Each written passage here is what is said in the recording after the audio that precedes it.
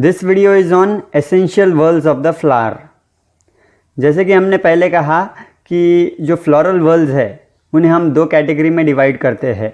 पहला non essential मतलब कि एसेसरी फ्लोरल वर्ल्स, जिसके अंदर हमने कैलिक्स और कोरोला स्टडी किए थे, राइट। दूसरा है एसेंशियल वर्ल्स। इन्हें हम एसेंशियल क्यों कहते हैं? क्योंकि ये डायरेक्टली पार्टिसिपेट करते हैं सेक्सुअल रिप्रोडक्शन में, इसलिए ये ज़रूरी है, तो इन्हें एसेंशियल फ्लोरल वर्ल कहा जाता है। एसेंशियल फ्लोरल वर्ल्स दो है, एक है एंड्रोशियम, दूसरा है गाइनोशियम। तो पहले हम देखेंगे एंड्रोशियम। एंड्रोशियम को लेटर ए से डिनोट किया जाता है, जैसे हमने कैलिक्स को कैपिटल लेटर के से डिनोट किया और कोरोला को कैपिटल लेटर सी से किया, उसी तरह हम एंड्रोशियम को कैपिटल लेटर ए से डिनोट करते हैं। ये बाहर से तीसरे नंबर का वर्ल है। ये एक मेल रिप्रोडक्टिव वर्ल है। हमने कहा था ना कि ये मेल रिप्रोडक्टिव ऑर्गन है, राइट। और इसके सिंगल मेंबर को कहते हैं स्टेमन। जैसे कैलिक्स का सिंगल मेंबर है सेपल और कोरोला का सिंगल मेंबर है पेटल, तो एंड्रोशियम का सिंगल मेंबर होता है स्टेमन। जो स्टेमन होते हैं इन्हें आप कह सकते हैं कि ये इवॉल्व्ड या फिर मॉडिफाइड मेल रिप्रोडक्टिव लीफ है, यानी कि माइक्रोस्पोरोफिल है, जो प्रोड्यूस करते हैं माइक्रोस्पोर्स। एक टिपिकल स्टेमन अगर आप ड्रॉ करेंगे तो वो कुछ ऐसी दिखेंगी। उसके तीन पार्ट्स होते हैं, एंथर, फिलामेंट और कनेक्टिव। एंथर जो है वो टर्मिनल पार्ट है और ये एक फर्टाइल पार्ट है, क्योंकि ये पोलन ग्रेन्स बनाता है। जो एंथर होता है वो जनरली बायलोब्ड होता है, यानी कि बायथेकस होता है, क्योंकि इसके अंदर दो लोब्स है। देखिए, एक लोब इधर है, एक दूसरा इधर है, और ये बीच में रेड कलर से जो हमने लाइन ड्रॉ की है, ये दोनों भी लोब्स को जोड़ती है, उसे कहते हैं कनेक्टिव। तो जनरली एंथर्स बायलोब्ड होते हैं, यानी कि बायथेकस होते हैं। अब अगर आपने इस एंथर को हॉरिजॉन्टली कट किया और उसके अंदर देखा, तो उसके अंदर हर लोब के अंदर आपको दो कंपार्टमेंट्स दिखेंगे, यानी कि दो लॉक्यूल्स दिखेंगे, जिसे कहते हैं पोलन सैक। तो अगर ये एंथर बायथेकस है, मतलब बायलोब्ड है, तो हर लोब के अंदर दो लॉक्यूल है, मतलब दोनों लोब के अंदर मिलाकर हो गए 4 लॉक्यूल। तो बायलोब्ड एंथर के अंदर 4 लॉक्यूल है, मतलब 4 पोलन सैक है। तो हम इसे कह सकते हैं ये टेट्रालॉक्यूलर है या फिर टेट्रास्पोरेंजिएट स्ट्रक्चर है। तो ऐसा बायलोब्ड और टेट्रालॉक्यूलर एंथर आपको मिलता है धतूरा प्लांट के अंदर। कुछ प्लांट के अंदर क्या होता है, जो एंथर है वो मोनोथेकस होता है, यानी कि उसके अंदर एक ही लोब रहेगा, और एक लोब जो है उसके अंदर तो दो लॉक्यूल्स मिल नहीं वाले, यानी कि दो पोलन सैक तो मिल नहीं वाले हैं। तो ऐसे प्लांट्स जिनके अंदर मोनोलोब्ड या फिर मोनोथेकस और बायलॉक्यूलर यानी कि बायस्पोरेंजिएट स्ट्रक्चर मिलेगा, वो है हिबिस्कस। ये जो पोलन सैक है इसके अंदर ही बनते हैं पोलन ग्रेन्स, यानी पोलन सैक हो गया माइक्रोस्पोरेंजिया, और पोलन ग्रेन को आप कंपेयर कर सकते हैं विद द माइक्रोस्पोर्स। जब आप सेक्सुअल रिप्रोडक्शन इन एंजियोस्पर्म ये चैप्टर देखेंगे तो उसके अंदर डिटेल में है कि इसका इंटरनल स्ट्रक्चर कैसा है एंथर का, और पोलन सैक कैसा है, पोलन ग्रेन कैसे बनता है, फिलामेंट और एंथर का जो जॉइंट है वो अलग अलग टाइप का है, वो कैसा है, हो सकता है डॉर्सीफिक्स्ड हो, बेसीफिक्स्ड हो। तो ये सब उस चैप्टर में आने वाला है। तो this is about anther, the terminal fertile portion of the स्टेमन। अब हो सकता है कि कुछ स्टेमन ऐसे हो जिनके अंदर पोलन ग्रेन्स नहीं बनते हैं, या फिर उनके एंथर्स बहुत ज़्यादा रिड्यूस्ड हो और वो स्टेराइल हो। तो जो ऐसे स्टेमन हैं जो कि स्टेराइल है उन्हें कहते हैं स्टेमिनोड।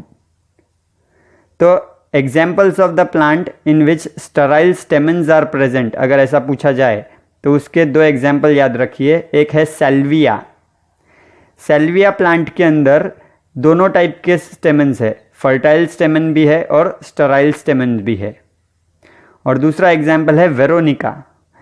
एक्चुअली ये वेरोनिका के अंदर 4 स्टेमन्स होते हैं जो कि डायडायनामस कंडीशन में होते हैं, ये डायडायनामस कंडीशन क्या है वो हम आगे स्टडी करेंगे इसी वीडियो में। तो अगर 5वां स्टेमन भी होगा वेरोनिका के अंदर तो वो 5वां स्टेमन जो होता है वो स्टेमिनोड होता है, मतलब स्टेराइल स्टेमन होता है। एंथर के बाद में दूसरा पार्ट है स्टेमन का फिलामेंट। ये एक डंडी की तरह दिखता है, stalk like structure of the स्टेमन, जो कि होल्ड करके रखता है एंथर्स को हवा के अंदर। तो इससे फ़ायदा ये होता है कि एंथर्स में जो पोलन ग्रेन बनते हैं, अगर हवा छूटेगी तो हवा के साथ में वो जो पोलन ग्रेन्स है वो दूर तक डिस्पर्स हो जाएंगे। ये फ़ायदा है फिलामेंट का।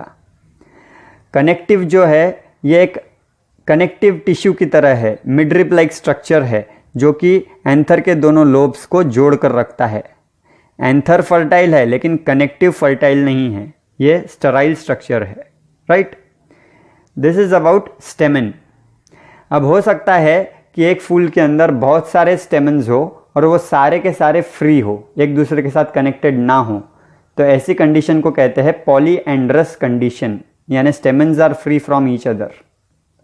अब हो सकता है कि ये स्टेमन्स सारे के सारे एक दूसरे के साथ में चिपके हुए हो, तो उसे कहेंगे हम कोहेजन ऑफ स्टेमन, यानी स्टेमन्स आपस में चिपके हुए हैं। हो सकता है स्टेमन्स दूसरे फ्लोरल वर्ल के साथ चिपके हुए हो, उसे कहते हैं एडेजन ऑफ स्टेमन्स। कोहेजन और एडेजन आपने फिजिक्स में पढ़ा ही होगा। कोहेजन मतलब जब दो सिमिलर स्ट्रक्चर के बीच में फ्यूजन होगा तो वो है कोहेजन, और अगर दो डिसिमिलर यानी अलग अलग सब्सटेंसेस के बीच में हो रहा है फ्यूजन तो दैट इज एडेजन। तो उसी तरह कोहेजन ऑफ स्टेमन्स मतलब स्टेमन्स आपस में जुड़े हुए हैं। अब हो सकता है ये स्टेमन्स जब आपस में जुड़ेंगे तो सिर्फ उनके एंथर्स ही चिपके हुए रहेंगे, फिलामेंट्स फ्री रहेंगे, या फिर सिर्फ फिलामेंट्स चिपके हुए होंगे और एंथर्स फ्री रहेंगे, या फिर पूरे के पूरे स्टेमन्स ऊपर से लेकर नीचे तक पूरी तरह से आपस में चिपके हुए होंगे। तो ये सारी पॉसिबिलिटीज़ है। तो कोहेजन ऑफ स्टेमन्स में पहली पॉसिबिलिटी है एडेल्फी।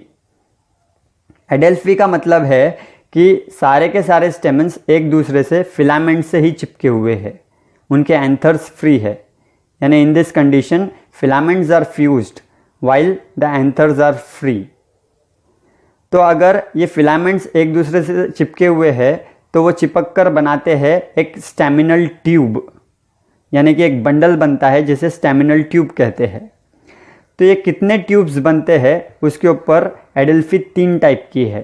पहली है मोनो एडेल्फी, यानी मोनो एडेल्फस कंडीशन। मोनो का मतलब है 1, अगर सारे फिलामेंट्स चिपक कर एक ही ट्यूब बनाएंगे, एक ही बंडल बनाएंगे जिसे हम स्टेमिनल ट्यूब कहते हैं, तो वो है मोनो एडेल्फस कंडीशन। और इसका एग्जाम्पल है कॉटन, भिंडी एंड हिबिस्कस, राइट। अगर 2 बंडल्स बन रहे हैं यानी कि 2 स्टेमिनल ट्यूब्स बन रही है तो वो है डाई एडेल्फस कंडीशन। अगर आपने पी या फिर ग्राम या फिर बीन इनके फ्लावर्स निकाले तो इसके अंदर डाई एडेल्फस कंडीशन आपको दिखेंगी। वहाँ पर 10 स्टेमन्स रहेंगे, 10 में से 9 एक साथ चिपके हुए रहेंगे थ्रू देयर फिलामेंट्स और उनके एंथर्स फ्री रहेंगे, और उन 9 की फिलामेंट फ्यूज होकर एक स्टेमिनल ट्यूब बनाएगी, और जो 10वां रहेगा स्टेमन वो अलग रहेगा। तो इस तरह ये 2 ट्यूब जैसे स्ट्रक्चर दिखेंगे। एक ट्यूब के अंदर 9 स्टेमन्स चिपके हुए हैं थ्रू देयर फिलामेंट और दूसरे ट्यूब में सिर्फ एक अकेला स्टेमन है। तो ये है डाई एडेल्फस कंडीशन। फिर है पॉली एडेल्फस। पॉली मतलब 2 से ज़्यादा, तो यहाँ पर 2 से ज़्यादा स्टेमिनल ट्यूब बनेंगी, सारे के सारे एंथर्स फ्री रहेंगे और फिलामेंट्स चिपकी हुई रहेंगी, और 2 से ज़्यादा ग्रुप जब बनेंगे यानी कि 2 से ज़्यादा जब स्टेमिनल ट्यूब बनेंगी तो वो है पॉली एडेल्फस कंडीशन। ऐसा आपको देखने को मिलेगा इन सिट्रस, यानी कि नींबू वर्गीय जितने भी पौधे हैं, संतरा, नींबू, मौसम्बी, उनके अंदर पॉली एडेल्फस कंडीशन आपको देखने को मिलेगी। अब हो सकता है कि एंथर्स चिपके हुए हो और फिलामेंट्स फ्री हो, तो ये भी तो कोहेजन ऑफ स्टेमन ही हो गया ना, यानी स्टेमन एक दूसरे से चिपके हुए है through their anthers only while the filaments are free. तो इसे कहते हैं सिनजेनी, और ये सिनजेनेशियस कंडीशन आपको देखने को मिलेगी इन सनफ्लावर, मतलब कॉम्पोजिटी फैमिली या फिर एस्टरेसी फैमिली। अब हो सकता है कि जो स्टेमेंस है वो ऊपर से लेकर नीचे तक पूरी तरह से आपस में फ्यूज्ड हो, यानी एंथर्स भी फ्यूज्ड है और फिलामेंट्स भी फ्यूज्ड है, तो इसे कहते हैं सिनएंड्री। ये सिनएंड्रस कंडीशन आपको देखने को मिलेगी इन कुकुरबिट्स, कोलोकेसिया एंड एलोकेसिया। यहाँ पर एंथर्स भी फ्यूज्ड है और फिलामेंट्स भी फ्यूज्ड है। यह है कोहेजन ऑफ स्टेमेंस। अब हमें देखना है एडेजन ऑफ स्टेमेंस। तो एडेजन ऑफ स्टेमेंस में क्या होता है, स्टेमेंस दूसरे फ्लोरल व्हर्ल्स के साथ में चिपके हुए हो सकते हैं। तो अगर स्टेमेंस फ्यूज्ड है विद द पेटल्स, यानी कि कोरोला के साथ में अगर स्टेमेंस फ्यूज्ड है तो वो हो गया एपिपेटालस कंडीशन। और एपिपेटालस कंडीशन आपको देखने को मिलेगी इन धतूरा, ब्रिंजल, टोबैको एंड सनफ्लावर। फिर हो सकता है कि स्टेमेंस फ्यूज हो विद द टेपल्स। टेपल्स हमें मालूम है कि ये पेरियांथ का सिंगल मेंबर होता है। तो अगर स्टेमेंस जो है वो फ्यूज हुई है विद द टेपल्स तो उसे कहते हैं एपीफाइलस कंडीशन। ये देखने को मिलती है अनियन और लिली के अंदर। हो सकता है स्टेमेंस फ्यूज हो जाए विद द गाइनोशियम, तो उसे कहते हैं गाइनेंड्रस कंडीशन या फिर जिनेंड्रस कंडीशन, राइट। और ये आपको देखने को मिलेगा इन कैलेट्रोपिस। अब स्टेमेंस के फिलामेंट की अगर लेंथ अलग अलग है तो उस वेरिएशन के ऊपर से भी दो कंडीशन है। फर्स्ट है डाइडायनामस कंडीशन और दूसरी है टेट्राडायनामस कंडीशन। तो डाइडायनामस कंडीशन का मतलब होता है कि अगर कोई फूल के अंदर 4 स्टेमेंस हो और उन 4 में से 2 स्टेमेंस लंबे हो, यानी कि उनकी फिलामेंट्स लंबी है और 2 की शॉर्ट है, तो उसे कहते हैं डाइडायनामस। अगर आपको याद हो कि हमने स्टेमिनोड का एग्जाम्पल वेरोनिका जब बताया था तो उसमें हमने कहा था कि उसमें यूजुअली 4 स्टेमेंस होते हैं और वो डाइडायनामस कंडीशन में है, मतलब 2 की फिलामेंट लॉन्ग है, यानी कि 2 स्टेमेंस लॉन्ग है और 2 स्टेमेंस शॉर्ट है। इसका एग्जाम्पल है लेबिएट फैमिली, जिसे लेमियासी फैमिली भी कहते हैं। ये मिंट की फैमिली है, तो इसके एग्जाम्पल हो सकते हैं मिंट, ऑसिमम, लेवेंडर, सैल्विया। इनके अंदर आपको डाइडायनामस कंडीशन मिलेगी। दूसरा है टेट्राडायनामस कंडीशन। तो टेट्राडायनामस कंडीशन में क्या होता है कि उस फूल में 6 स्टेमेंस रहेगी और वो 2 व्हर्ल्स के फॉर्म में अरेंज रहेगी, जिसमें 4 एक साथ और 2 अलग। तो वो जो 4 है, अंदर की तरफ के जो 4 है, उनकी फिलामेंट लंबी होती है, मतलब वो स्टेमेन लंबा होता है। तो 4 लंबे अंदर की तरफ और 2 छोटे बाहर की तरफ, वो हो गया टेट्राडायनामस कंडीशन। ये आपको क्रूसीफेरी फैमिली के अंदर मिलेगा, मतलब ब्रासिका के अंदर, यानी मस्टर्ड के अंदर टेट्राडायनामस कंडीशन। अब हमें देखना है दूसरी एसेंशियल फ्लोरल व्हर्ल, वह है गाइनोशियम, जिसे आप लेटर जी से डिनोट कर सकते हो। अब ये जो गाइनोशियम है ये सबसे अंदर वाली फ्लोरल व्हर्ल है, यानी कि चौथे नंबर की बाहर से, राइट। और ये है फीमेल रिप्रोडक्टिव व्हर्ल। जैसे एंड्रोशियम है मेल रिप्रोडक्टिव व्हर्ल, गाइनोशियम है फीमेल रिप्रोडक्टिव व्हर्ल। और इसके सिंगल मेंबर को कहते हैं कार्पेल या फिर पिस्टिल। तो आप कह सकते हैं कि each carpel represents a modified female reproductive leaf, यानी कि आप इसे कंपेयर कर सकते हो मेगास्पोरोफिल से, जो कि बनाते हैं मेगास्पोर्स या फिर फीमेल स्पोर्स। जब आप एक टिपिकल कार्पेल की डायग्राम ड्रॉ करोगे तो वो कुछ ऐसी रहती है। इसके भी 3 पार्ट्स है, स्टिग्मा, स्टाइल और ओवरी। जो स्टिग्मा है वो टर्मिनल पोर्शन है कार्पेल का, जो रिसीव करता है pollen grain during the pollination, यानी कि ये रिसेप्टिव सरफेस है जिसके ऊपर पोलन जाकर गिरते हैं ड्यूरिंग पॉलिनेशन। यह थोड़ा सा रफ होता है और स्टिकी होता है, राइट। फिर है स्टाइल। ये एक लॉन्ग ट्यूब्यूलर स्ट्रक्चर है जो कि स्टिग्मा और ओवरी को जोड़े रखता है। और तीसरा पार्ट है कार्पेल का ओवरी। ये बेसल स्वलन पार्ट है जो कि फर्टाइल है। जैसे कि हमने कहा था स्टेमन का टर्मिनल पार्ट, जिसे हम एंथर कहते हैं, वो फर्टाइल है क्योंकि वो पोलन ग्रेन्स बनाता है। उसी तरह कार्पेल का बेसल पार्ट जो कि स्वलन पार्ट है वो फर्टाइल है क्योंकि उसके अंदर रहते हैं ओव्यूल और उस ओव्यूल के अंदर बनते हैं एग सेल्स। तो मतलब ये है fertile part of the carpel. तो ओवरी के अंदर अगर आप देखेंगे तो आपको एक या फिर उससे ज़्यादा छोटे छोटे ग्लोब्यूलर स्ट्रक्चर्स मिलेंगे जिसे आप कहते हैं ओव्यूल। इसे आप कंपेयर कर सकते हो मेगास्पोरेंजिया से। और जो ओव्यूल्स है वो प्रोड्यूस होते हैं on a soft fertile tissue जिसे हम प्लासेंटा कहते हैं। ये ओव्यूल की जो अरेंजमेंट होती है ना ओवरी के अंदर, वो बहुत ही डिस्टिंक्ट होती है और उस अरेंजमेंट को कहते हैं प्लासेंटेशन, जो कि हम अगले वीडियो में स्टडी करेंगे। हर ओवरी के अंदर अलग अलग टाइप का प्लासेंटेशन हो सकता है, राइट। तो this is about the structure of carpel. अब हो सकता है किसी फूल के अंदर सिर्फ एक ही कार्पेल मिले आपको, तो उसको आप कहेंगे मोनोकार्पेलरी कंडीशन। और ऐसी जो कार्पेल होती है या पिस्टिल होती है वो है सिंपल पिस्टिल, क्योंकि एक ही है ना उस फूल के अंदर।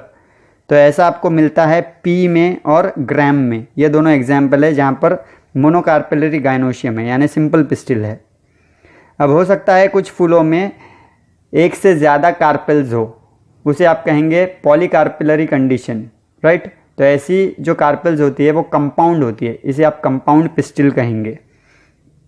अब अगर दो कार्पेल है किसी फूल में, यानी बाय कार्पेलरी कंडीशन है, तो उसका एग्जाम्पल है धतूरा। अगर तीन कार्पेल्स है यानी ट्राई कार्पेलरी कंडीशन है, तो उसका एग्जाम्पल लिखिएगा कुकुरबिट्स। अगर 5 कार्पेल है यानी पेंटा कार्पेलरी कंडीशन है, तो उसका एग्जाम्पल लिखिएगा हिबिस्कस। अब ये जो पॉलीकार्पेलरी कंडीशन है उसके अंदर हो सकता है कि सारे के सारे कार्पेल्स एक दूसरे से फ्री हो, तो उसे आप कहेंगे एपोकार्पस कंडीशन, यानी कि जब पूरे कार्पेल्स फ्री है, उनका एक दूसरे से कोई संपर्क नहीं है, तो उसे कहते हैं एपोकार्पस कंडीशन। और अगर कार्पेल्स एक दूसरे के साथ में फ्यूज्ड है, तो उसे आप कहेंगे सिनकार्पस कंडीशन। एपोकार्पस कंडीशन का एग्जाम्पल लिखिएगा लोटस और रोज, इसके अंदर कार्पेल्स फ्री है। और सिनकार्पस कंडीशन का एग्जाम्पल लिखिएगा हिबिस्कस, मस्टर्ड एंड टोमेटो, इनके अंदर कार्पेल्स फ्यूज्ड होती है। अगर आपको याद हो तो हमने कहा था कि जो स्टेमन्स है वो भी कार्पेल के साथ में फ्यूज्ड हो सकती है, यानी कि गाइनेंड्रस कंडीशन या फिर जिनेंड्रस कंडीशन। उसका एग्जाम्पल हमने बोला था Calotropis. So this is about the essential floral whorls, androecium and gynoecium. अब अगले वीडियो में हमें देखना है प्लासेंटेशन, यानी कि जो ओव्यूल्स है वो ओवरी में किस प्रकार अरेंज्ड है।